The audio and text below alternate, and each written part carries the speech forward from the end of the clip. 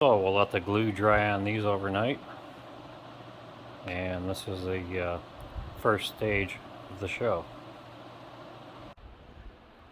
And I will end up fusing these up with the 30-second fuse because they're only, inch apart.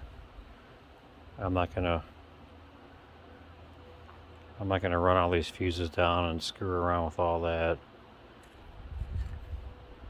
I'm just gonna get them all tight.